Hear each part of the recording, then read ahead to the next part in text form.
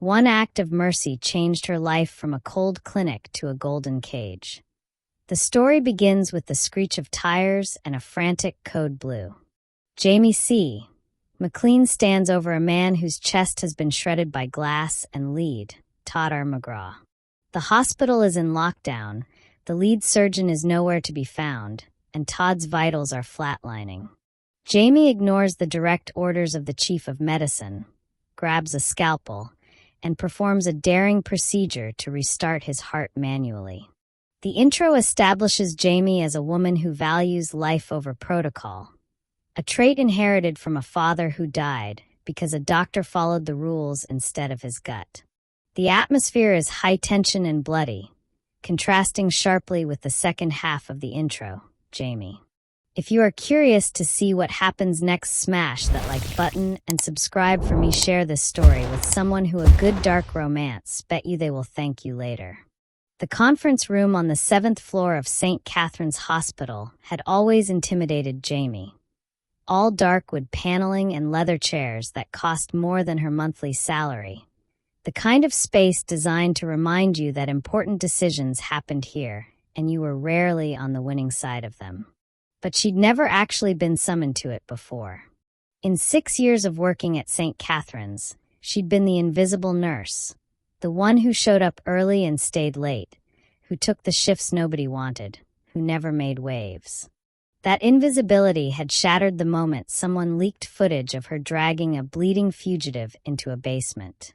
Now she sat alone at the enormous mahogany table, 5 board members arranged across from her like judges at a tribunal. Chairman Douglas Brennan occupied the center seat, his silver hair and expensive suit projecting the kind of authority that came from decades of making other people's careers disappear. To his left, Dr. Patricia Vance, head of surgical, wouldn't meet Jamie's eyes. To his right, the hospital's legal counsel, a thin man named Morrison, shuffled papers with the enthusiasm of someone about to foreclose on a widow's home. "Miss McLean," Brennan began, his voice carrying the forced sympathy of someone reading from a script. "This board has reviewed the evidence presented regarding your actions on the night of October 14th. Do you dispute that you treated an individual off hospital premises, using hospital supplies, without proper authorization or documentation?" Jamie's hands clenched in her lap. "I treated a dying man. That's what nurses do." "You treated a fugitive from justice," Morrison cut in, his voice sharp. "A man wanted in connection with corporate espionage, theft of classified information, and conspiracy against the United States government. You didn't call the police. You didn't report it to hospital administration. You performed unauthorized procedures in an unsanctioned location using stolen medical supplies. I didn't steal. I borrowed emergency supplies to save a life. That's protected under Good Samaritan laws. Good Samaritan laws don't apply when you knowingly aid a wanted criminal," Morrison said, practically vibrating with self-righteousness. "They don't apply when you hide evidence from law enforcement. They don't apply when you compromise the integrity of this institution." "The integrity of this institution?" Jamie heard her voice rising and couldn't stop it. "I saved a man's life. Isn't that supposed to be what we do here? Isn't that the entire point of—" "The point," Brennan interrupted, his tone hardening, "is that you made a choice that has put this hospital at serious legal risk. We've had federal investigators asking questions. Our insurance carriers are threatening to pull coverage. And the optics, a nurse at a reputable hospital harboring a fugitive, are catastrophic." Jamie stared at him, something cold settling in her stomach. "This isn't about what I did. This is about pressure. Someone's making you do this." The flicker in Brennan's expression told her she'd hit the mark, but his voice remained steady. "This board has made its decision based solely on your violations of hospital policy and professional ethics. Your nursing license is hereby revoked, effective immediately. Your employment at St. Catherine's is terminated. You have 1 hour to collect your personal belongings and surrender your ID badge and all access credentials. The words landed like physical blows. 6 years. 3,000 shifts. Hundreds of lives saved through competence and care, and the kind of bone-deep dedication that came from actually giving a damn. Gone. Erased. Because she'd looked at a bleeding man and seen a human being instead of a headline. "You're making a mistake," Jamie said quietly, standing on legs that felt disconnected from her body. "I did the right thing, and you know it." "The right thing," Brennan said, also standing, his expression carefully neutral, "would have been to call 911 and let the proper authorities handle the situation. Instead, you chose to play hero. These are the consequences." Dr. Vance finally looked at her then, and Jamie saw something that might have been regret in the older woman's eyes. But regret didn't change votes, and it didn't change the fact that everyone in this room had chosen their careers over doing what was right. "Your badge, Miss McLean," Morrison said, holding out his hand. Jamie unclipped the ID badge she'd worn with pride for 6 years. The plastic rectangle with her photo. Younger, more optimistic, still believing that hard work and good intentions mattered, suddenly felt impossibly heavy. She placed it on the table instead of handing it to Morrison, unable to give him even that small satisfaction. Brennan picked it up, and with a quick motion that seemed almost practiced, snapped it in half. The crack echoed in the silent room like a gavel striking. 6 years, broken with a flick of the wrist. "Security will escort you out," Brennan said, already gathering his papers, already moving on to the next item on his agenda. "We'll mail your final paycheck to your address on file." Jamie wanted to say something cutting, something that would make them all remember this moment with shame. But her throat was too tight, and she'd already learned that righteous speeches changed nothing when power had made its decision. She walked to the door on numb legs, aware of the security guard, Mike, who usually worked nights, who'd always been friendly, waiting in the hallway looking deeply uncomfortable. He fell into step beside her, and they made the walk to her locker in silence, while other nurses and staff members watched with the kind of morbid fascination usually reserved for accidents on the highway. Someone had already cleaned out her locker. Her personal belongings, a spare pair of shoes, the cardigan she kept for cold shifts, the framed photo of Sophie at her 8th grade graduation, were packed in a cardboard box sitting on the bench. Even this small dignity had been taken from her. She couldn't even pack her own things. Jamie picked up the box, tucked it under her arm, and let Mike escort her through the hallways she'd walked thousands of times. Past the nurse's station where she'd laughed with colleagues. Past the break room where she'd consumed countless terrible cups of coffee. Past the ER bay where she'd learned that she was actually good at this, that her hands stayed steady when everyone else's shook. The automatic doors opened onto an overcast afternoon that felt appropriately grim. Mike stopped at the threshold. He wasn't allowed to leave his post, and Jamie turned back to see something like pity in his expression. "For what it's worth," he said quietly, "most of us think this is bullshit. You're a good nurse, McLean. One of the best." "Not anymore," Jamie said, and walked out into unemployment with her career in a cardboard box and her future reduced to uncertainty and fear. She made it halfway to the bus stop before her phone buzzed with an alert from her bank. Account frozen pending investigation. Of course, because losing everything wasn't quite enough. They had to make sure she couldn't even access the money she'd earned. Jamie stood on the sidewalk, rain starting to fall again, and let herself acknowledge the full scope of her situation. No license, no job, no access to money, an eviction notice that would arrive within days because she'd already been late on last month's rent, and a 16-year-old sister whose specialized education cost more per semester than Jamie made in 6 months. She'd saved Todd McGraw's life, and in return, her own had been systematically destroyed. Chapter 2. The Golden Invitation. The limousine arrival and the first glimpse of the McGraw mansion.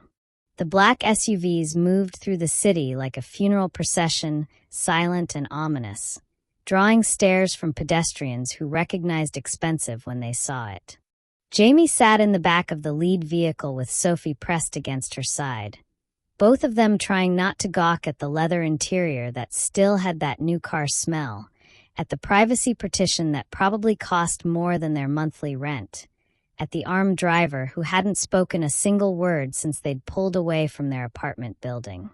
Todd McGraw occupied the seat across from them, his attention fixed on a tablet that glowed with what looked like financial reports or code. Something complicated that required the kind of focus Jamie associated with surgeons mid-procedure.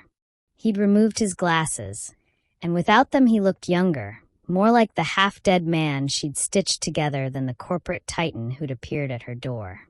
"Where exactly are we going?" Jamie asked when the silence became oppressive. Todd glanced up, his blue eyes refocusing from whatever problem he'd been solving to the present moment. "My estate. About 40 minutes north of the city, right on the coast." He set the tablet aside, giving her his full attention in a way that felt almost uncomfortable in its intensity. "It's secure. Private. The kind of place where people who want to stay hidden can actually manage it." "Is that what we are now? People in hiding?" "You're people under protection," Todd corrected. "There's a difference. Hiding implies you did something wrong. Protection implies someone else did." Sophie, who'd been quietly absorbing everything with the sharp awareness Jamie both loved and worried about, spoke up for the first time since they'd left. "Who's trying to hurt us?" Todd's expression shifted, something almost like respect crossing his features as he looked at the teenager. "People who think your sister knows too much about what really happened to me. People who'd rather she didn't have the chance to tell anyone the truth." He paused. "I'm sorry you're caught up in this. Both of you. But I promise, and I don't make promises lightly, that I'll keep you safe." "Promises from a fugitive," Jamie muttered. "That's reassuring. Promises from someone who's been framed by people with resources and reach you can't imagine." Todd's voice went hard. "And who's very motivated to make sure the one witness who can prove my innocence stays alive to testify." The SUV turned onto a coastal highway, and Jamie caught glimpses of ocean between expensive homes that grew larger and more isolated as they drove. Old money lived out here, the kind of wealth that didn't need to announce itself because everyone already knew. She'd never been in this part of the state, had never had reason to venture into neighborhoods where property values started at 8 figures. They turned through gates that opened automatically, recognition technology reading something in their vehicle, and Jamie got her first look at what Todd McGraw called home. The word mansion didn't do it justice. The estate sprawled across what had to be 10 acres of manicured grounds, all glass and steel and contemporary architecture that looked like it belonged in a magazine spread titled, "How Billionaires Live." The main house rose 3 stories, its walls mostly windows that reflected the gray sky and churning ocean beyond. Smaller structures, guest houses, maybe, or staff quarters, dotted the property at respectful distances. Gardens that clearly required a full-time staff to maintain framed everything in cultivated beauty. "Holy shit," Sophie breathed, and Jamie didn't correct the language because honestly, that about summed it up. The SUVs swept up a curved driveway to the main entrance where Chapter 3, Patient Zero, Jamie meets a recovering, grumpy Todd McGraw. She realizes his recovering wounds are being intentionally infected. Dinner at 7 turned out to be an intimate affair in a dining room that could have seated 20 but held only 4. Jamie, Sophie, Todd, and the man introduced as Marcus Webb, head of security and apparently Todd's closest confidant. The meal was prepared by a chef Jamie never saw, served by staff who materialized and vanished like ghosts, and consumed mostly in silence while Sophie stared wide-eyed at everything and Marcus watched Jamie with the suspicious intensity of someone cataloging threats.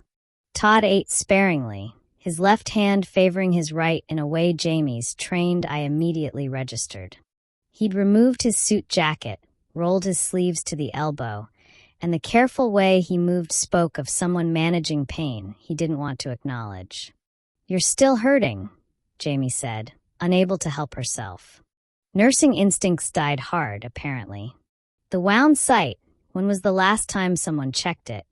"I'm fine," Todd said, the automatic response of men everywhere who equated admitting discomfort with weakness. "You're not fine. You're compensating with your left side, and you winced when you reached for the water glass." Jamie set down her fork. "How long since the stitches were checked?" Marcus and Todd exchanged a look that held entire conversations Jamie wasn't privy to.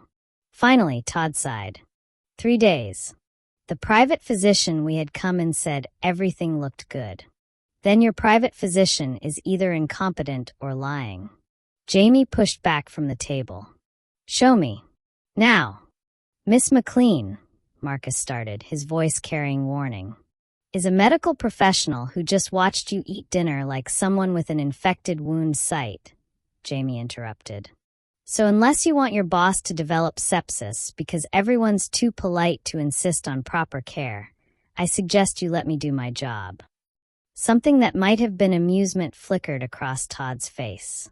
"She's bossy." "She saved your life," Marcus countered. "Maybe listen to her."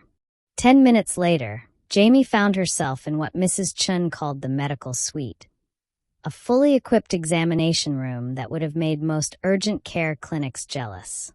Todd sat on the exam table, shirt removed, while Jamie washed her hands with the kind of thorough efficiency that came from years of hospital training. "This is probably unnecessary," Todd started. "Shut up and let me look." Jamie pulled on gloves, moved to his side, and carefully peeled back the bandage covering the wound she'd closed in that basement 4 nights ago. What she found made her blood run cold. The sutures were intact, her work had held perfectly. But the surrounding tissue was inflamed, angry red radiating from the wound site in a pattern that spoke of infection. Not the kind that developed naturally from poor wound care, but something deliberate. Methodical.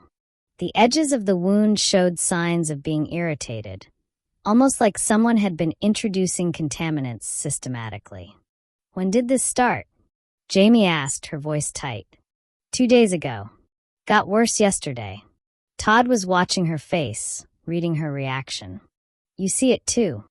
"See what?" Marcus had moved closer, his hand resting on his sidearm in a gesture that was probably unconscious.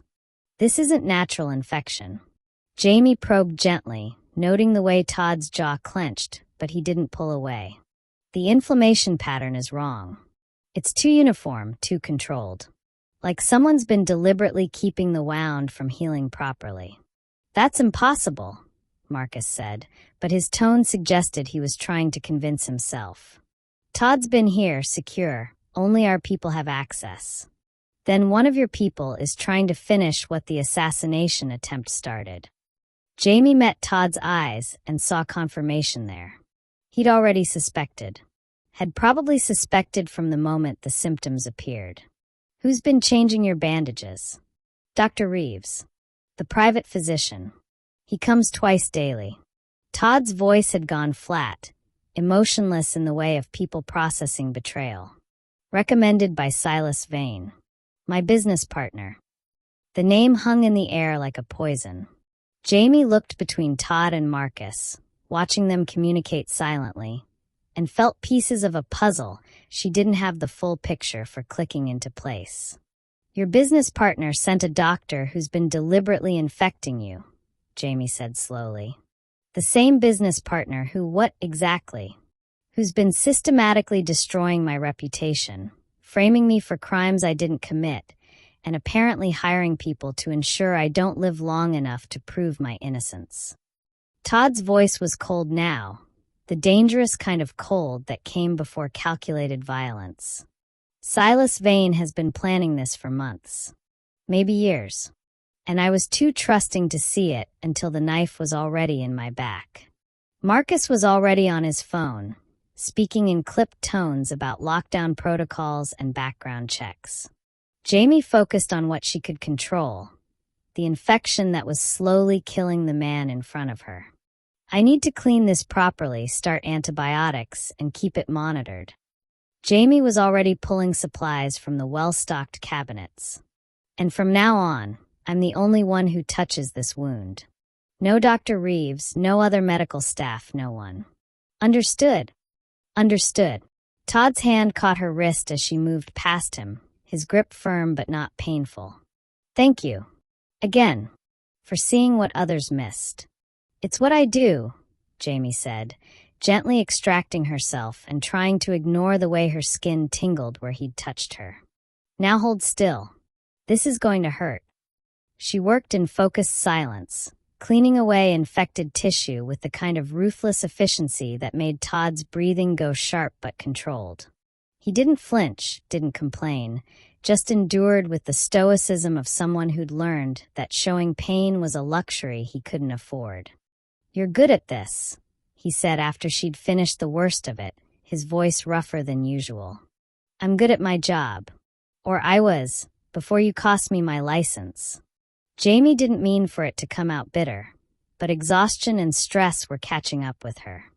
I'll get your license back, Todd said, and it wasn't a promise, it was a statement of fact. Once I clear my name, I'll make sure yours is cleared too. Whatever it takes. Why? Jamie applied fresh bandaging with careful precision. You don't owe me anything. I made a choice to help you. The consequences are mine to handle. Because people like Silas Vane destroy good people as collateral damage to their ambitions. Todd's blue eyes held hers with uncomfortable intensity. And I'm done letting good people pay for other people's sins. You saved my life twice now.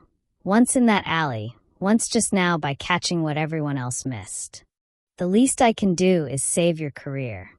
Jamie wanted to argue, wanted to maintain her independence and insist she didn't need saving. But she was tired of pretending she didn't need help, tired of carrying everything alone, tired of acting like drowning was the same as swimming. Okay, she said quietly, but I'm staying here as your nurse, not your charity case. If I'm living in your mansion, I'm earning it by keeping you alive. Deal. Todd extended his hand, formal despite the intimacy of the moment, him shirtless on an exam table, her elbow deep in his medical care. Jamie shook it, feeling calluses that spoke of someone who worked with his hands despite the billion-dollar empire, and wondered what exactly she'd just agreed to. She'd thought saving Todd McGraw's life was the end of the story. But standing in this medical suite, looking at evidence of betrayal and attempted murder, she was beginning to understand it was only the beginning. And the people who'd destroyed her career to silence her? They were just getting started. Chapter 4. The Gilded Cage. Jamie discovers she's not allowed to leave the estate for security reasons. Jamie woke to sunlight streaming through floor-to-ceiling windows and the disorienting realization that she wasn't in her cramped apartment. The ocean stretched endlessly beyond the glass, steel-gray water meeting clouded sky in a line so perfect it looked photoshopped. For a moment, just a moment, she let herself appreciate the surreal beauty of it. Then reality crashed back in with all its complicated weight. She'd been living in Todd McGraw's mansion for 3 days. 3 days of luxury that felt increasingly like a velvet trap. Sophie had adapted with the resilience of teenagers everywhere, already making friends with the kitchen staff and discovering the library held first editions that made her literary-obsessed heart sing. But Jamie couldn't shake the feeling that something was off. The staff were too efficient, too watchful. Marcus appeared at odd moments with explanations for his presence that felt rehearsed. And every time Jamie mentioned needing to run errands, picking up Sophie's medication, checking on their apartment, anything that involved leaving the estate, she was met with polite deflection. This morning, she decided to stop being polite back. She found Marcus in what passed for the security office, a room filled with monitors showing every angle of the estate, manned by stone-faced professionals who barely acknowledged her presence. He looked up from a tablet as she entered, his expression neutral, but his posture suggesting he'd been expecting this confrontation. I need to leave, Jamie said without preamble. Sophie's prescription refill is ready at the pharmacy in the city, and our apartment. I need to check on it, forward mail, handle things that can't wait. I'll send someone to pick up the medication, Marcus said, already pulling out his phone. Give me the pharmacy information and your sister's prescription details. As for your apartment, we've already arranged for a service to handle mail forwarding and property maintenance. That's not the point. Jamie crossed her arms, fighting frustration. I appreciate the help, but I need to handle my own life. I can't just hide here indefinitely. You're not hiding. You're under protection. Marcus set down his phone, giving her his full attention in that way military people had. Complete focus that made you feel simultaneously seen and assessed. Miss McLean, do you understand what you witnessed when you treated Todd? You didn't just save a fugitive. You became evidence. Living, breathing proof that his injuries were consistent with an assassination attempt, not a law enforcement confrontation. I know that. Todd explained. Did he explain that Silas Vane has connections to people who make problems disappear? Marcus interrupted, his voice going hard. Did he explain that 2 witnesses who could have testified on Todd's behalf have already died in convenient accidents? Did he explain that the reason Dr. Reeves was able to get close enough to infect that wound is because Silas has infiltrated our operation at multiple levels? The words landed like physical blows. Jamie had known the situation was dangerous in an abstract way, but hearing it laid out so bluntly made her stomach clench. 2 witnesses. Dead. A forensic accountant who'd traced the money used to frame Todd, and a cybersecurity expert who'd identified the actual source of the breach. Both died within 48 hours of agreeing to cooperate with federal investigators. Marcus's expression was grim. You're not a prisoner, Miss McLean. But if you leave this estate without proper security, you become a target. And unlike those other witnesses, you're connected to Sophie. They won't just come after you. They'll use her as leverage. The thought of Sophie in danger made Jamie's blood run cold. Her sister was the one pure, good thing in her life. The reason she'd worked herself to exhaustion. The reason she'd saved money instead of taking vacations. The reason everything mattered. If these people, Silas Vane and whoever he'd hired, went after Sophie to get to Jamie. How long? Jamie asked, her voice steadier than she felt. How long until this is resolved? Todd's working on it. Gathering evidence. Building a case that can't be ignored or buried. He's got people on the inside, real allies, ones we've verified aren't compromised. Marcus softened slightly. He's good at this. The corporate warfare, the strategic thinking. If anyone can take down Silas Vane, it's him. But it takes time. Time I'm supposed to spend trapped in a mansion. Jamie heard the bitterness in her own voice and hated it. This wasn't Marcus's fault. He was just trying to keep people alive. I'm sorry. I know you're trying to help. It's just, I'm not used to being powerless. You're not powerless. You're the reason Todd's still alive to fight this battle. Marcus stood, moving to one of the monitors showing the estate's perimeter. You want to help? Keep doing what you're doing. Monitor his recovery. Make sure no one else tries to finish what they started. Your medical skills are the most valuable asset we have right now. It should have felt patronizing, being told her value lay in nursing someone back to health. But the way Marcus said it, with genuine respect rather than dismissal, made it feel like truth. She was good at this. Maybe the only thing she could control right now was making sure Todd McGraw stayed healthy enough to clear both their names.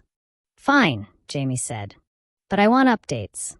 Real ones, not sanitized versions meant to keep me calm. If something changes, if the danger escalates, I need to know. Deal. Marcus extended his hand, and Jamie shook it, feeling like she'd just negotiated the terms of her own captivity. She left the security office and wandered the mansion's halls, trying to reconcile the beauty around her with the cage it represented. Priceless art on the walls, ocean views from every window, luxury most people only dreamed of. And she couldn't leave without risking her sister's life. She found Todd in the library, surrounded by laptops and legal documents, looking every inch the tech mogul fighting for his empire. He glanced up as she entered, and something in his expression shifted. Concern, maybe, or guilt. "Marcus told you," he said. "Not a question. That I'm essentially under house arrest for my own protection?" "Yeah, he mentioned it." Jamie sank into a leather chair that probably cost more than her car. "Also that 2 other witnesses are dead, and you're worried I'm next." "I don't want you to be afraid," Todd said carefully. "But I need you to be careful. There's a difference." "Is there?" Jamie met his eyes, searching for something. Reassurance, maybe, or certainty that this nightmare had an end date. "Because from where I'm sitting, it feels like I saved your life and lost mine in the process. No license, no job, no freedom, and a target on my back I didn't ask for." Todd closed his laptop, giving her his complete attention. "You're right. This isn't fair to you or your sister. I'm working to fix it. Every hour, every resource I have is dedicated to taking down Silas and clearing both our names. But until then," he paused, seeming to choose his words carefully. "Until then, I need you here. Safe. Where I can protect you." The way he said it, "where I can protect you," made something flutter in Jamie's chest that had nothing to do with fear and everything to do with the dangerous awareness she'd been trying to ignore since he'd appeared at her door. "How long?" she asked, the same question she'd posed to Marcus. 2 weeks. Maybe 3. Todd's jaw tightened. "I'm close to having everything I need. Once I upload the evidence, once the right people see what Silas has done, this will be over." 2 weeks. She could survive 2 weeks in a gilded cage if it meant Sophie stayed safe, and they both got their lives back. "Okay," Jamie said quietly. 2 weeks. But after that, I'm leaving whether it's safe or not. I'm not living my life as someone's prisoner." "After that," Todd said, his blue eyes holding hers with uncomfortable intensity, "you'll be free to go wherever you want. I promise." But as Jamie left the library and returned to her suite, where Sophie was reading a leather-bound first edition like it was any other book, she couldn't shake the feeling that freedom was becoming more complicated than simply being allowed to leave. She'd thought the hardest part would be being trapped here. She was starting to realize the hardest part might be wanting to stay. Chapter 5, Diagnosis. Betrayal. Jamie finds evidence that Todd's inner circle is conspiring against him. The medical suite had become Jamie's refuge over the past week, the one place in the mansion where she felt truly useful rather than ornamental. She'd established a routine of checking Todd's wound twice daily, monitoring for any signs that someone might be attempting sabotage again.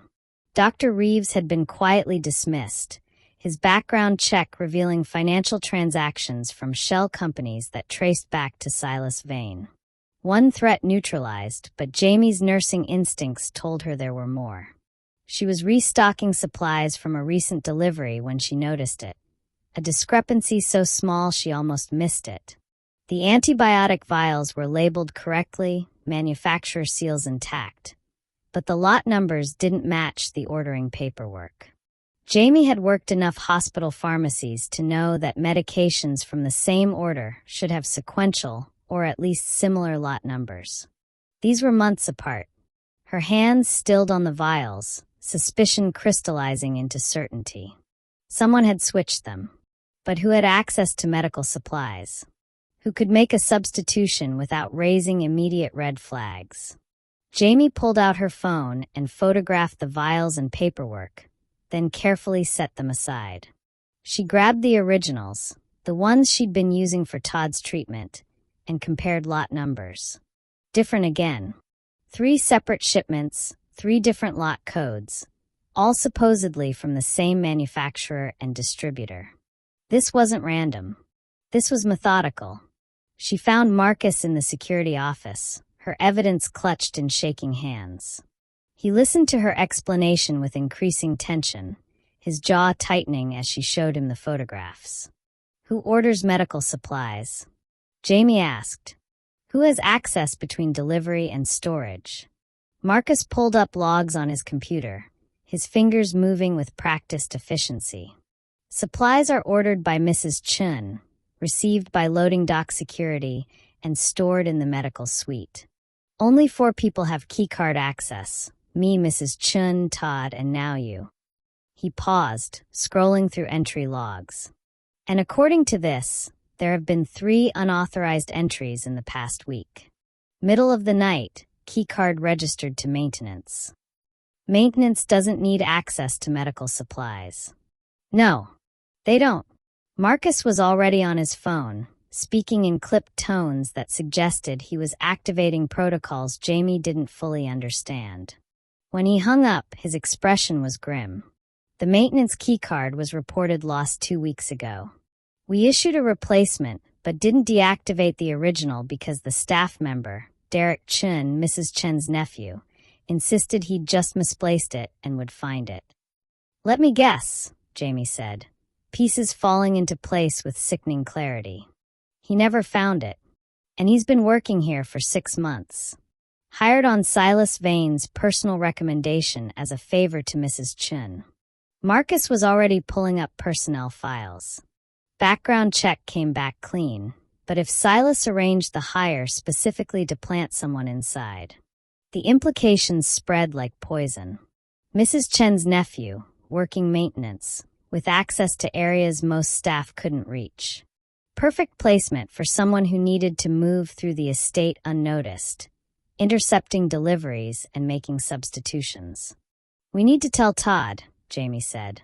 They found him in his office, surrounded by the usual chaos of laptops and legal documents. He looked up as they entered, and whatever he saw in their expressions made him close his laptop immediately. "What happened?" Marcus laid out the evidence while Jamie watched Todd's face shift from attention to anger to something colder. The expression of someone calculating responses with lethal precision. When Marcus finished, silence hung heavy in the room. "Mrs. Chen's nephew," Todd said finally, his voice dangerously quiet. "How long has he been here?" 6 months. "Since March." Marcus pulled up the personnel file. Clean background, solid references, recommended by Silas. "Of course." Todd stood, moving to the window that overlooked the estate grounds. "This is how he's been staying ahead of me. Every move I make, every plan I develop, he knows about it within hours. I thought we had a technical breach, hacked communications, compromised devices. But it's simpler than that. He has someone inside reporting everything." "There's more," Jamie said quietly. "The medical supply substitution. Whoever did it was sophisticated. They knew enough about medications to choose replacements that would look identical to casual inspection, but wouldn't be effective for treatment. That's not common knowledge. That requires medical training or very specific instruction." Todd turned back to face them, and Jamie saw the weight of betrayal settling onto shoulders already carrying too much. So Silas didn't just plant a spy. He planted someone with enough knowledge to sabotage my recovery while making it look like natural complications. "What do we do?" Jamie asked. "Confront Derek? Have Marcus arrest him?" "No." Todd's mind was already working, strategy forming behind those sharp blue eyes. "If we confront him, Silas knows we're onto the infiltration. Better to feed him false information. Let him think he's still useful while we work around him." "That's dangerous," Marcus warned. "If he reports that you're suspicious, then we make sure he has nothing suspicious to report." Todd moved to his desk, already pulling up files. "Jamie, you'll continue using the compromised medical supplies for show, but I want you to source real medications through a secondary channel. Marcus will set up a phantom delivery system." "You want me to fake your treatment?" Jamie asked, trying to wrap her head around the deception. "I want you to keep me alive while appearing to follow normal protocols." Todd met her eyes. "Can you do that?" It went against every instinct she had, falsifying medical treatment, maintaining deception, letting a potential threat remain active. But she understood the strategic value. If Silas thought his sabotage was working, he'd get confident. Confident people made mistakes. "I can do it," Jamie said. "But if something goes wrong, if the real infection progresses, then you treat me properly and we deal with the fallout." Todd's expression softened slightly. "I trust you to know the difference between strategic deception and actual medical crisis." The words hit harder than they should have. Trust. From a man who'd just discovered another betrayal, who had every reason to suspect everyone around him, who'd been systematically destroyed by people he'd considered allies. He trusted her. Jamie nodded, not trusting her voice, and left with Marcus to plan their counter-operation. They spent the next 2 hours setting up false supply chains and coded communication systems, creating a shadow medical protocol that could operate beneath Derek Chen's awareness. By the time Jamie returned to check Todd's wound that evening, she was exhausted from maintaining dual realities, the performance for potential watchers, and the truth she'd have to protect at all costs. "You're good at this," Todd said quietly as she worked, his voice pitched low enough that any listening devices wouldn't catch it. "The deception. Most people can't compartmentalize like that." "I spent 6 years in ER nursing," Jamie replied, keeping her hands steady as she applied authentic antibiotics from the hidden supply. "You learn to fake calm when everything's falling apart. It's survival." "Is that what this is? Survival?" Jamie met his eyes, saw exhaustion and determination warring there, and felt something shift in her chest. "I think it's what we're making it. One day at a time." She finished the treatment, disposed of evidence carefully, and stepped back into the performance of normalcy. But as she left the medical suite, she couldn't shake the feeling that every person in this mansion was playing a role. And the line between performance and reality was getting thinner every day. Somewhere in the estate, Derek Chen was reporting back to Silas Vane that Todd McGraw's recovery was failing, that the nurse was following protocols perfectly, that everything was proceeding according to plan. Let him believe it, Jamie thought. Let them all believe it, until the moment Todd was strong enough to strike back. And when that moment came, she intended to be standing right beside him. Chapter 6. The Vulture's Heart. A quiet night where Todd reveals his criminal reputation was a front to protect his family's legacy. The nightmare came at 2 a.m, not Jamie's, but loud enough through the walls to wake her from restless sleep. A man's voice, sharp with terror, words she couldn't quite make out but recognized as the sounds of someone fighting demons that only appeared in darkness. She found herself moving before conscious thought could stop her, pulled by instincts that had nothing to do with medical training and everything to do with recognizing pain when she heard it. The hallway was dark except for emergency lighting, the mansion quiet in that heavy way of late night when even the staff had retreated to their quarters. Todd's suite was at the end of the hall, and the door was slightly ajar. Jamie hesitated, hand raised to knock, when she heard it again, that ragged breathing, the muttered words of someone trapped in memory. She pushed the door open quietly. The room was massive, all floor-to-ceiling windows showing the ocean under moonlight, furniture that managed to be both expensive and lived in. Todd was in the bed, sheets tangled around him, his body rigid with the kind of tension that came from reliving trauma. "Todd," Jamie said softly, approaching carefully. She'd learned in the ER that waking someone from nightmares required caution. Startled people struck out sometimes. "Todd, you're dreaming." His eyes opened immediately, awareness returning in stages, confusion, then recognition, then something like shame. He sat up, running a hand through hair already disheveled from sleep, and tried to compose himself. "I'm sorry," he said, his voice rough. "Did I wake you? The walls are thick. I just happened to be up." The lie came easily, a small kindness. "Are you okay?" "Fine. Just," he stopped, seeming to reconsider whatever dismissal he'd been about to offer. Old memories. They surface sometimes. Jamie should have left then, returned to her own suite and the pretense of boundaries. Instead, she found herself sitting in the chair near his bed, close enough to talk quietly, but far enough to maintain the illusion of professional distance. "Want to talk about it?" she asked. Todd looked at her for a long moment, and she watched him make a decision. The night everything changed. 6 months ago, I was at a charity gala, the kind of event where Silicon Valley elite pretend they care about causes while really just networking. Silas was there. My business partner, my best friend since college, the man I'd trusted with everything. He stood, moving to the windows, his silhouette dark against moonlit ocean. We'd built the company together. Half the patents were his ideas, half were mine. We were supposed to be equals. But I'd started noticing discrepancies. Money moving through accounts that didn't make sense, security protocols being changed without my authorization. Small things. Easy to dismiss. "But you didn't dismiss them," Jamie said. "No." I started digging. Found out Silas had been selling our security architecture to the highest bidder for 2 years.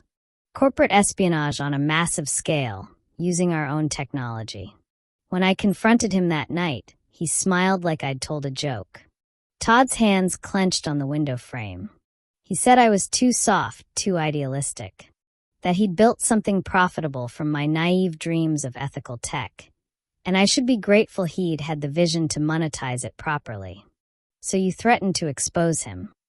I told him I was going to the FBI. That I had evidence, documentation, everything they'd need to prosecute. Todd turned back to face her, his expression hollow. 3 days later, I was framed for the exact crimes he'd been committing. My face on every news channel, my reputation destroyed, federal prosecutors building a case that made me look like the mastermind of the whole operation. Jamie felt pieces clicking into place. He'd been planning it. The frame job. He knew you'd eventually figure out what he was doing, so he built an escape route using your identity. Silas is brilliant at 2 things, coding and manipulation. He spent 2 years creating a trail that pointed to me. Fake communications, forged signatures, money transfers through my accounts that I never authorized but couldn't prove I didn't make. Todd's laugh was bitter. The genius of it was using my own security protocols against me. Every safeguard I'd built to protect our clients became evidence of my guilt. "And your family?" Jamie asked quietly, remembering Marcus's mention of protecting legacy. Todd's expression shifted to something raw. "My father built McGraw Tech from nothing. 40 years of work, of reputation, of standing for something in an industry full of people who'd sell out for the right price. When he died 5 years ago, he left it to me with one instruction. Don't let them turn us into what we fought against." His voice roughened. "I'm watching everything he built be destroyed because I trusted the wrong person." "That's why you won't run," Jamie said, understanding crystallizing. "You could disappear. Someone with your resources could vanish anywhere in the world. But you're staying because running would mean abandoning your father's legacy. Running would mean Silas wins. He gets the company, the reputation, everything my father worked for, while I become a cautionary tale about hubris and greed." Todd moved closer, and in the dim light his eyes held the kind of exhaustion that went beyond physical. "The criminal reputation you've heard about? That's Silas's masterpiece. He didn't just frame me for crimes. He made sure everyone believes I'm the kind of person who'd betray everything I claim to stand for." "But you saved people," Jamie said, pieces of overheard conversations suddenly making sense. "The security architecture you built, I heard Marcus mention it protected hospitals, infrastructure, systems that matter. We specialized in critical infrastructure security.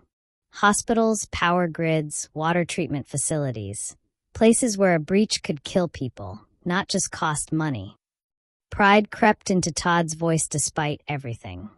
"My father believed technology should protect the vulnerable, not exploit them. That was our mission statement, our whole purpose. And Silas has been selling that protection to the people we were supposed to be protecting against. The weight of it settled over Jamie like a physical presence. Todd wasn't just fighting to clear his name. He was fighting to reclaim a legacy built on principles that seemed increasingly rare in a world where everything had a price. The people who died, Jamie said quietly.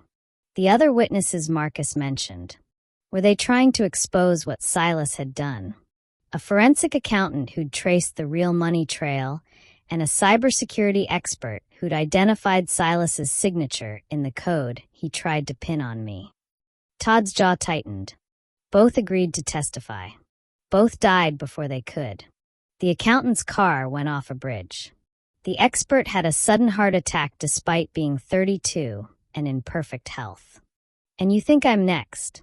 I think you're the only person left who can prove my injuries were from an assassination attempt, not from fleeing law enforcement. That makes you dangerous to Silas. Todd moved closer, close enough that Jamie could see the shadows under his eyes, the weight of sleepless nights. I'm sorry. For all of it. You saved my life and ended up painted as an accomplice. Your sister's trapped here. Your career's destroyed. And it's my fault for not seeing what Silas was doing sooner. You trusted your friend, Jamie said. That's not a character flaw. It is when that trust costs other people everything. They stood in silence, the ocean audible through the windows, the weight of confession and consequence filling the space between them. Jamie should have left, should have maintained the professional distance that was already dangerously thin. But something in Todd's expression kept her rooted there, bearing witness to his pain the way he'd unwittingly witnessed hers when he'd shown up and dragged her into this war. The nightmares, she said finally. What were they about? Todd looked away. The gala, confronting Silas. Except in the dream, I see what's coming. I know he's going to destroy me, frame me, kill anyone who tries to help. And I can't stop it because I already made the choice to trust him years ago. That's not how trust works, Jamie said softly. You don't get punished for giving it.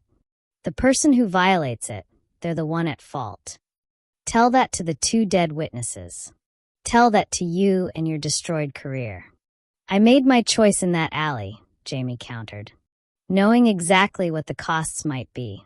And I'd make it again, because letting someone die to protect myself isn't who I am. Maybe you need to accept that some of us choose to help even when it's dangerous. Something shifted in Todd's expression. Surprise, maybe, or the beginning of belief that he wasn't solely responsible for every consequence rippling out from Silas's betrayal. He reached out, his hand cupping her face with unexpected gentleness.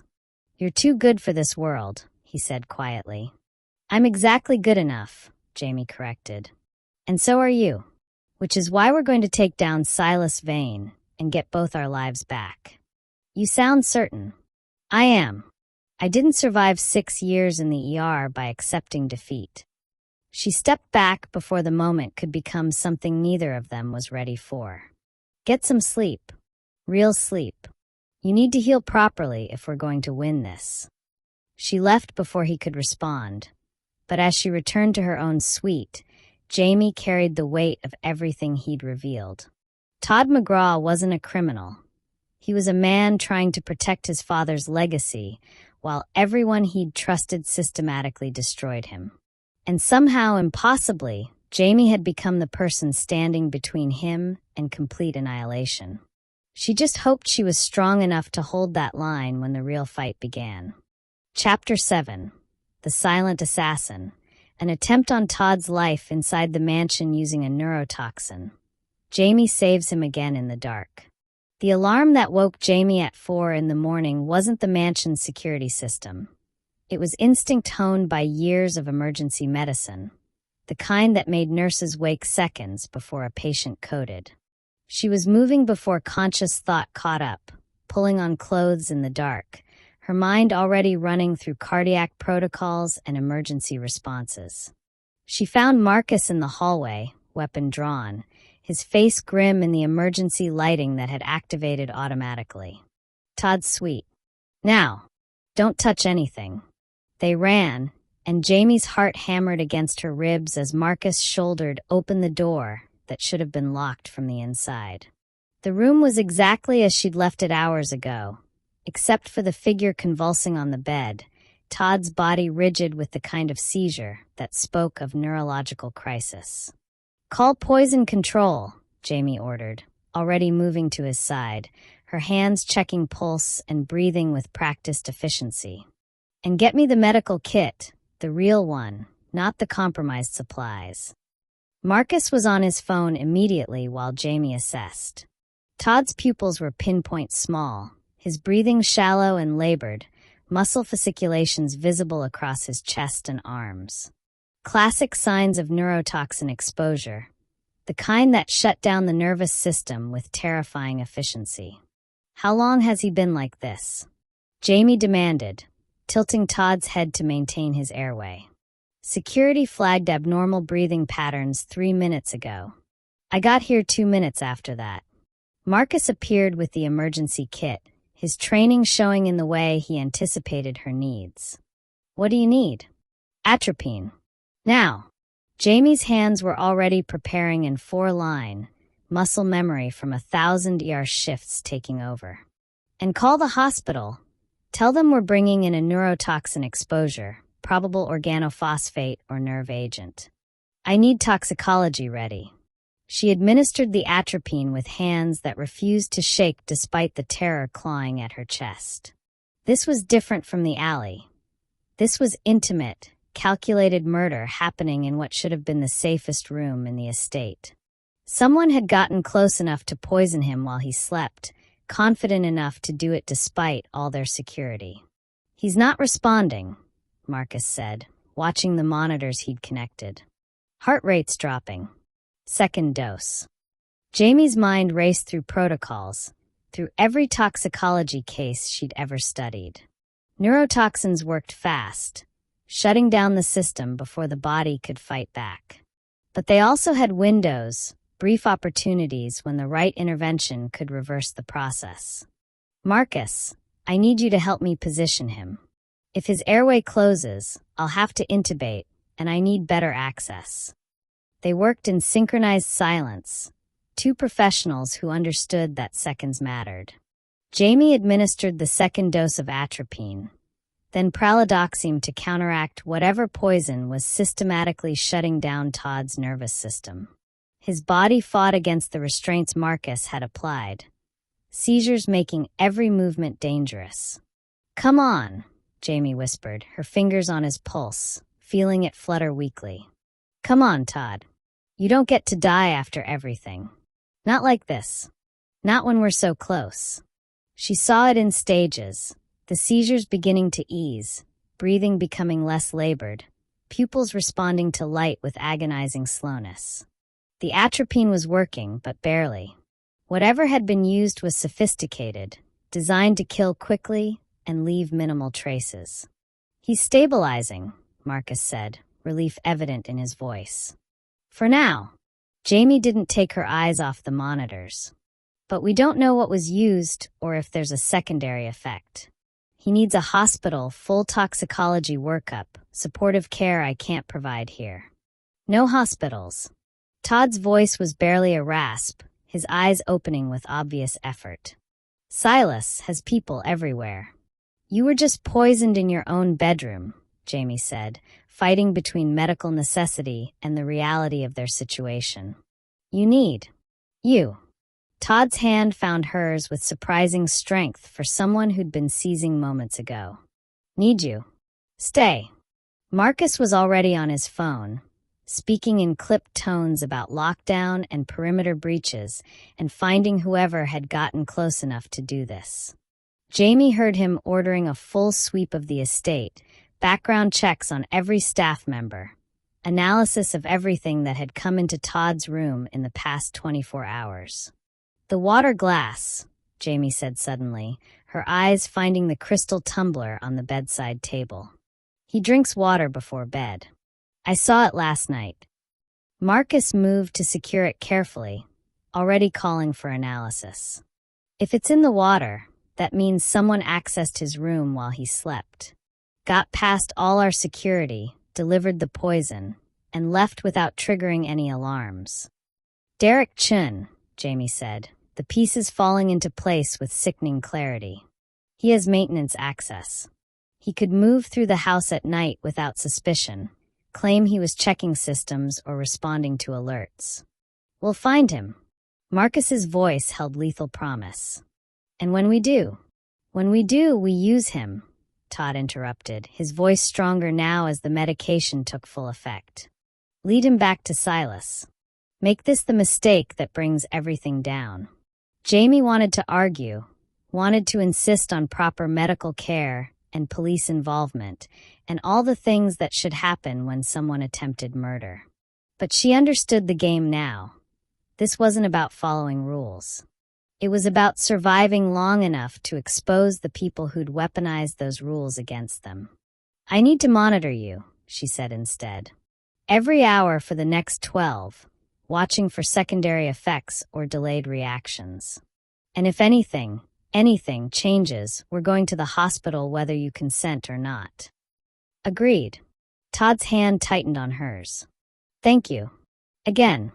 For being awake, for knowing what to do, for doing my job, Jamie interrupted, but her voice was softer than she intended.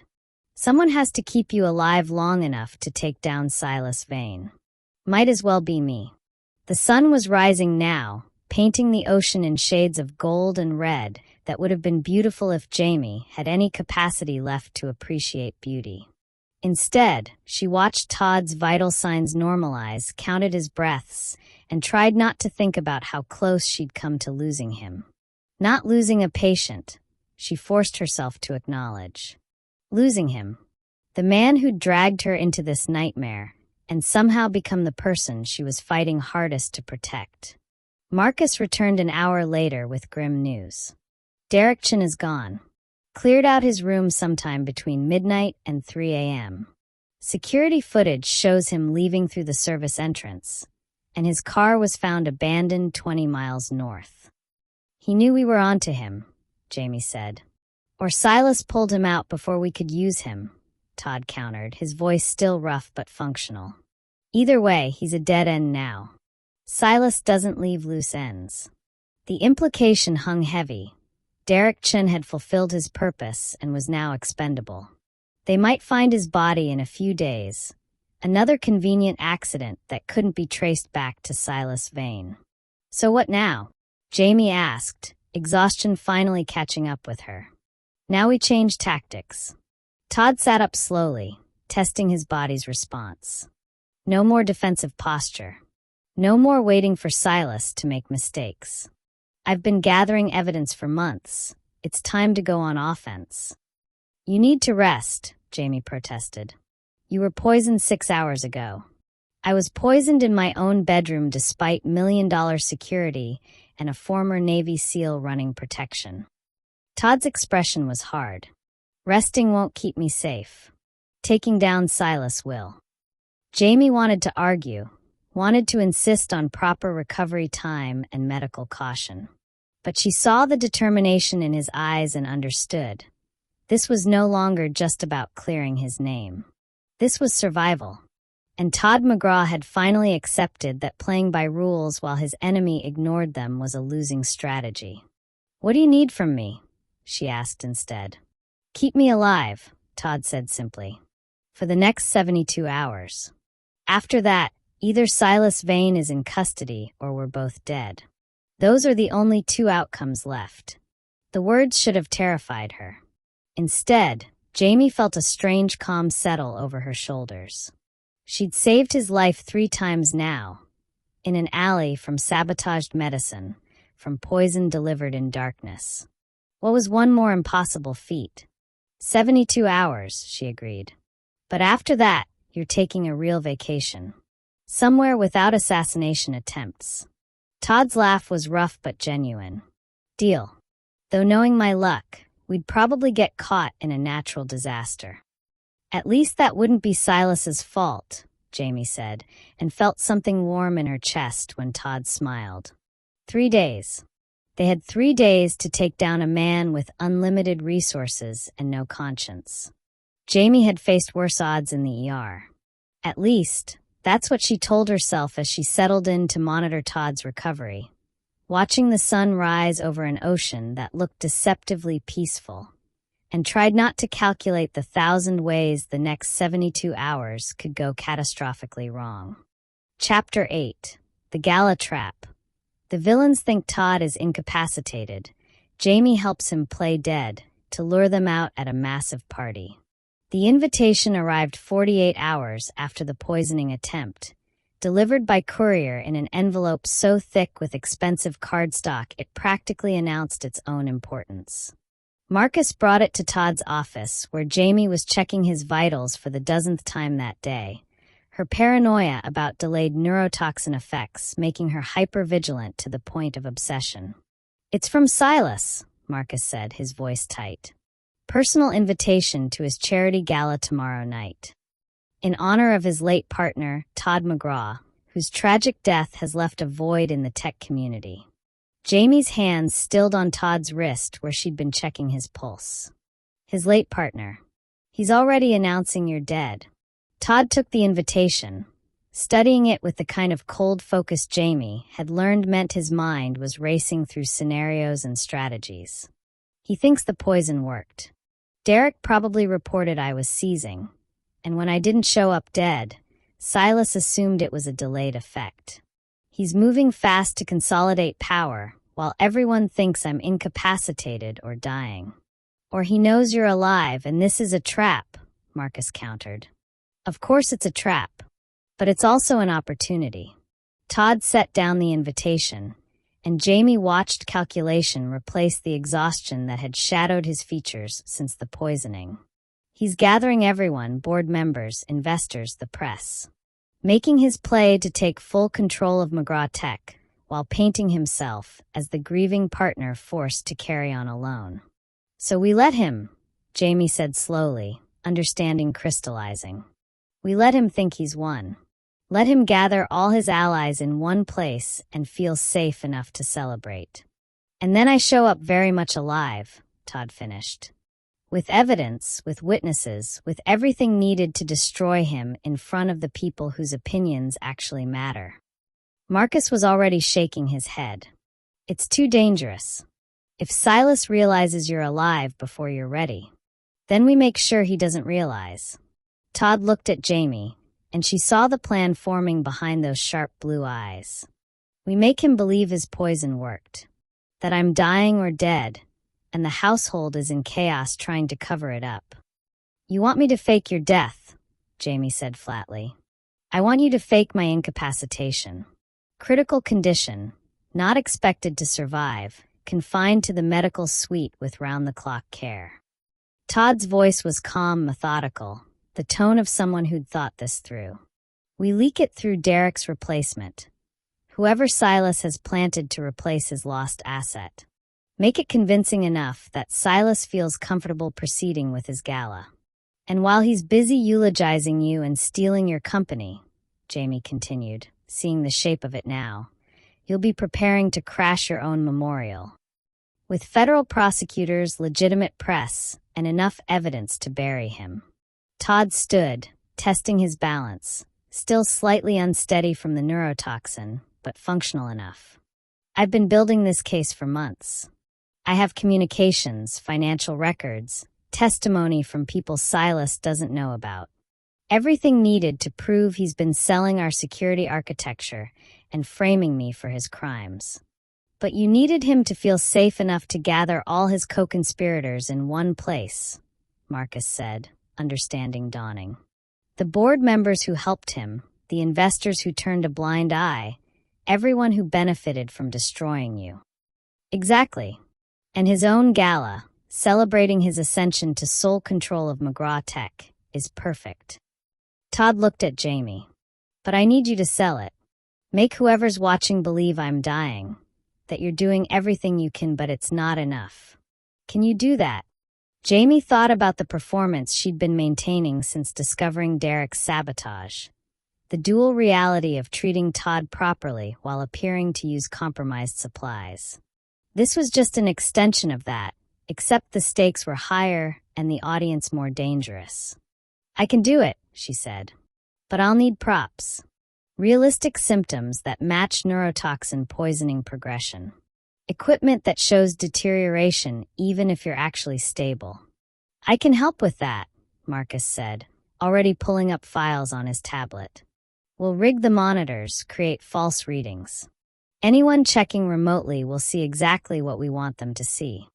They spent the next 6 hours transforming the medical suite into a theater of approaching death.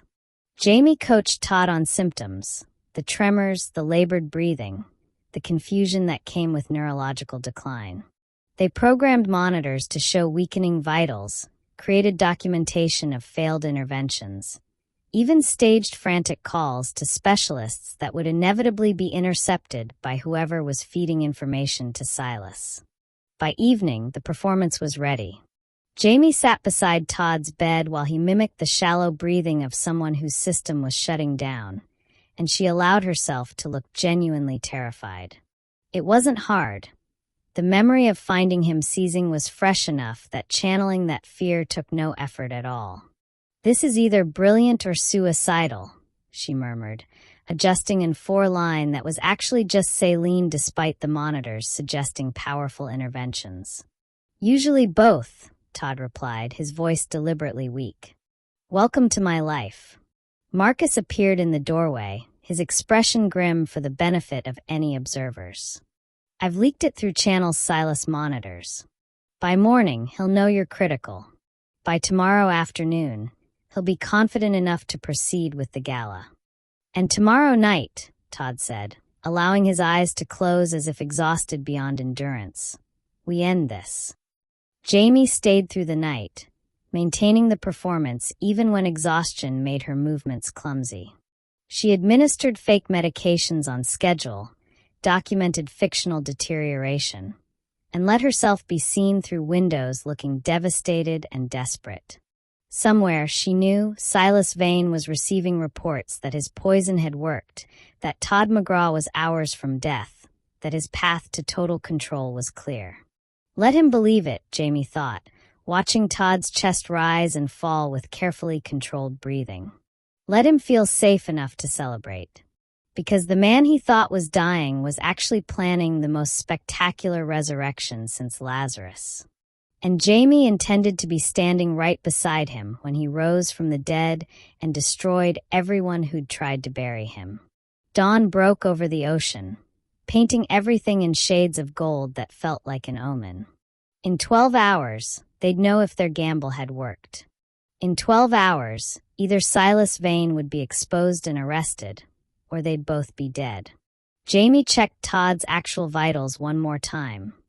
Strong, steady, completely opposite of what the monitors were showing, and allowed herself a moment of fierce hope. They'd survived everything Silas had thrown at them. Assassination, poisoning, systematic destruction of everything they'd built. One more night, one more performance, and then the truth would finally have its day. "Ready?" Todd asked quietly, his eyes opening to meet hers. "Ready," Jamie confirmed. The gala was set for 8 p.m. They had 12 hours to prepare for war disguised as a party. And Jamie had never been more terrified or more certain that they were doing exactly what needed to be done. Chapter 9, Beyond the Lab Coat. The truth comes out, the villains are ousted, and Jamie accepts her new life. No longer a nurse, but a queen of the McGraw Empire. The Grand Meridian Ballroom glittered with the kind of obscene wealth that made Jamie's borrowed evening gown couture, according to the stylist who'd insisted she needed armor for this battle, feel simultaneously like costume and shield. Crystal chandeliers refracted light across 500 guests, who represented the concentrated power of Silicon Valley's elite. Board members, investors, tech moguls, and politicians, all gathered to witness Silas Vane's coronation as sole heir to the McGraw Empire. Jamie stood in the shadows near the service entrance, her heart hammering against ribs constrained by expensive fabric, watching Silas take the stage with the confidence of someone who believed he'd already won. He looked the part of grieving partner. Tailored black suit, expression arranged in practiced sorrow, voice pitched to carry just the right note of loss mixed with determination. Todd McGraw was my closest friend, Silas began, and Jamie's hands clenched into fists at the audacity. His tragic passing leaves a void that can never truly be filled. But he would have wanted McGraw Tech to continue its mission, to honor his father's legacy by. The ballroom doors opened with the dramatic timing of a theatrical production, and Todd McGraw walked in very much alive. The effect was electric. Conversations died mid-sentence. Champagne glasses froze halfway to lips. Every head turned to watch Todd stride through the crowd with Marcus flanking him and federal agents spreading out to cover exits. He dressed for war too, sharp suit, cold expression, the bearing of someone who'd been systematically destroyed and was here to collect what was owed. "I'm afraid reports of my death were greatly exaggerated," Todd said, his voice carrying across the stunned silence. Though not for lack of trying on my late partner's part. Silas had gone pale, his carefully constructed grief cracking to reveal the calculation beneath. "Todd, thank God. We thought the poisoning was meant to kill me, yes. Just like the assassination attempt 6 months ago, and the sabotaged medical care, and the systematic framing that destroyed my reputation." Todd reached the stage, and Jamie watched him transform into something dangerous. "But I had excellent medical care. And while you were busy celebrating my death, I was busy building a case." He nodded to Marcus, who activated screens throughout the ballroom. Financial records appeared, communications, video evidence of meetings where Silas had sold McGraw security architecture to the highest bidder. Proof of the frame job, documented in Silas's own emails. Testimony from witnesses Silas thought he'd silenced. "Ladies and gentlemen," a voice called from near the entrance, and Jamie recognized the assistant director of the FBI from news coverage. "Silas Vane, you're under arrest for corporate espionage, wire fraud, conspiracy to commit murder, and about 40 other charges we'll detail downtown." Chaos erupted. Guests surging toward exits, agents moving to secure suspects. Silas's allies realizing too late they'd been caught in a trap built from their own arrogance. Jamie watched federal agents escort Silas away in handcuffs, his expression frozen in disbelief, and felt something tight in her chest finally release. It was over.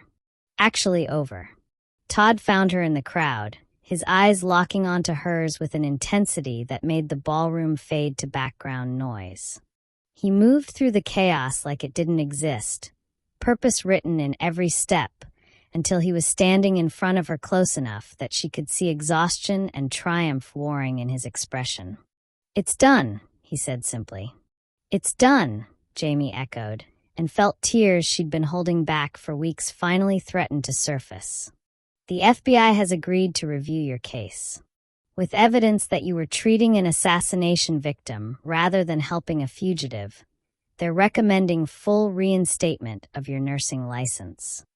Todd's hand found hers, warm and solid. "You'll have your career back. Your reputation. Everything Silas took from you." Jamie should have felt relief. Should have been celebrating the return to normalcy. To the life she'd built before a bleeding man in an alley changed everything. Instead, she felt something unexpected. Resistance to going back to what was, when forward held possibilities she'd never imagined. "What if I don't want it back?" The words emerged before she could reconsider them. "The nursing license, the hospital job, the life where I was invisible and safe and slowly drowning in sameness?" Todd's expression shifted, hope and uncertainty mixing. "What do you want?" Jamie looked around the ballroom, at the power and wealth concentrated here, at the empire Todd had fought to reclaim, at the future spreading out before them like an uncharted territory. She thought about the past weeks, about discovering she was good at more than following protocols. Good at strategy, at making impossible decisions, at standing beside someone fighting battles that mattered. "I want to help you rebuild," she said. Not as your nurse, but as, I don't know what to call it. Partner seems presumptuous. Advisor seems too distant. Something new that we figure out together. How about Chief Medical Officer of McGraw Tech? Todd said, and Jamie saw he'd been thinking about this too. We're restructuring everything, building the company back with people I actually trust. I need someone to oversee employee health initiatives, medical technology development, ethical review of health-related products. Someone who understands both medicine and the human cost of decisions made in boardrooms. That's not a real position, Jamie protested, even as her mind raced through the possibilities. It is now. I just created it. Todd's thumb brushed across her knuckles, the touch sending electricity up her arm. You've spent weeks keeping me alive while running counterintelligence operations and outsmarting people with decades more experience. You're wasted on 12-hour ER shifts and ungrateful hospital administrators. Work with me. Help me build something that matters.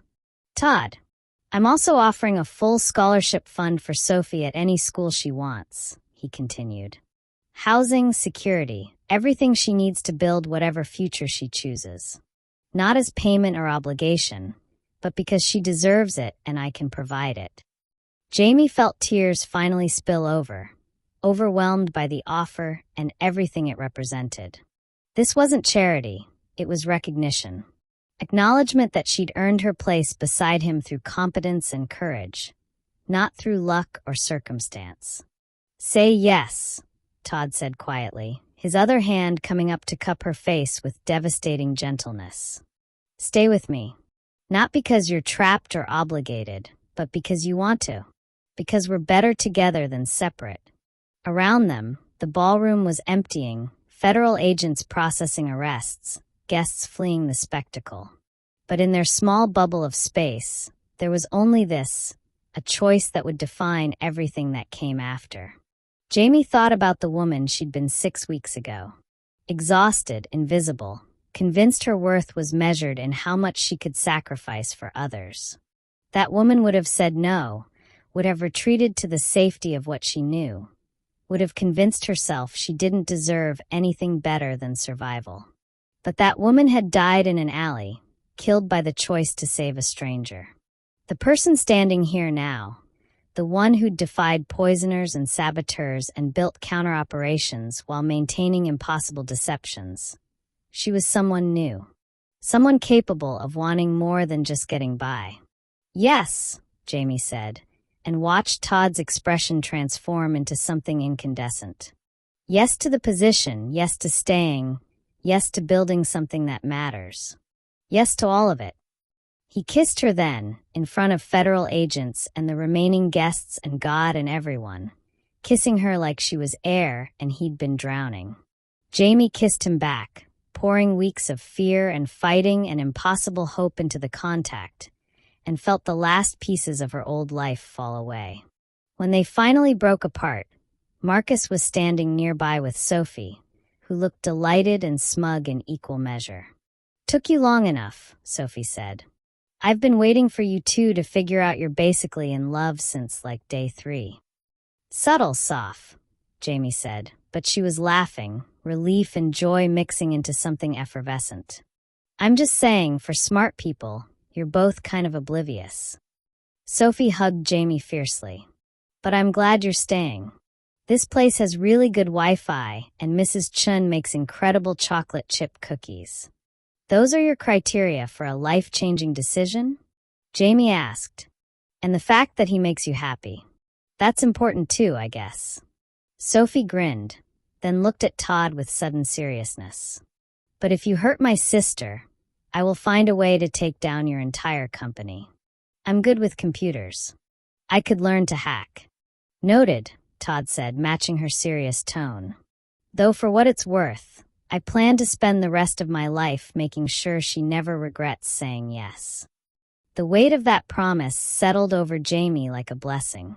6 weeks ago, she'd been a nurse losing her license for saving a stranger. Now she was standing in a ballroom wearing couture, having just helped take down a corrupt billionaire, being offered a position that would let her influence how technology intersected with healthcare on a massive scale. And beside her was a man who'd seen her at her worst, exhausted, terrified, stripped of everything she'd built, and offered her a chance to build something better. "So what happens now?" Jamie asked as they left the ballroom, the night air cool after the heated chaos inside. "Now I spend 6 months cleaning up the mess Silas made," Todd said. "Restructuring the company, rebuilding relationships, proving that McGraw Tech stands for what my father intended. It won't be easy or quick." "I didn't ask for easy," Jamie countered.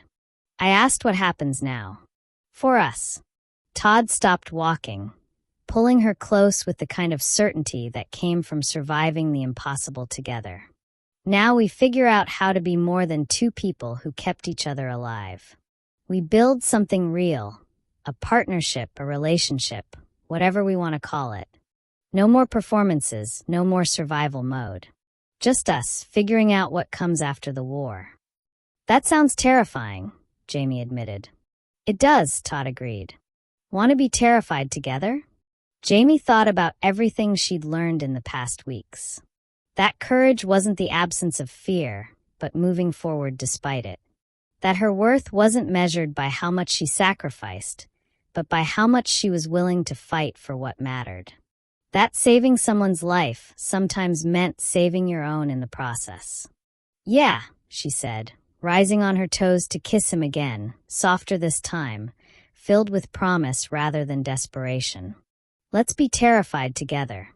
Behind them, Sophie made exaggerated gagging noises that dissolved into laughter. Marcus was coordinating with the FBI, ensuring every loose end was tied. And somewhere in a federal holding cell, Silas Vane was facing justice for the destruction he'd wrought. But here, on the steps of the Grand Meridian with the man she'd saved 3 times and who'd saved her right back, Jamie C., McLean felt something she hadn't experienced in years. Hope. Real, uncomplicated, terrifying hope for a future that was hers to build rather than survive. She'd lost her nursing license, saving a stranger. She'd gained an empire, a purpose, and a love that had been forged in the crucible of impossible circumstances. And as they drove back to the mansion, their home now, officially, Jamie understood that sometimes the worst thing that could happen was actually the beginning of the best thing. She just had to be brave enough to stop surviving and start living. The ocean was visible through the car windows, moonlight painting it silver. Sophie was already asleep against the window, exhausted from drama and excitement. Todd's hand found Jamie's in the darkness, their fingers interlacing with the ease of people who'd held each other through the worst and were ready for the best. "Thank you," Todd said quietly. "For everything. For saving my life, for staying, for choosing this instead of safe." "Thank you for giving me something worth choosing," Jamie replied. And as the mansion came into view, all glass and steel and promise of tomorrow, Jamie realized she'd finally found what she'd been searching for without knowing it. Not safety. Not invisibility. Not the comfortable suffocation of a life lived small. But purpose. Partnership. The chance to build something that mattered with someone who saw her completely and chose her anyway. She'd been a nurse who lost her license saving a criminal. Now she was a woman who'd found her empire by refusing to let a good man die alone. And the best part, the story was just beginning. Share your story in the comments below. We truly want to listen. Thank you for staying with us through this entire story. We wish everyone watching good health, a joyful life, and a heart full of love. See you in the next.